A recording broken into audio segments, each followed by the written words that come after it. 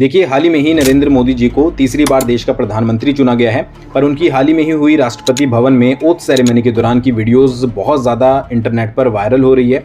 अब इसका कारण यह है कि सेरेमनी के दौरान राष्ट्रपति भवन में पीछे जाता हुआ एक जानवर दिखाई दिया है और इंटरनेट पर बोला जा रहा है कि ये कोई जो है वो रहस्यमयी जानवर था।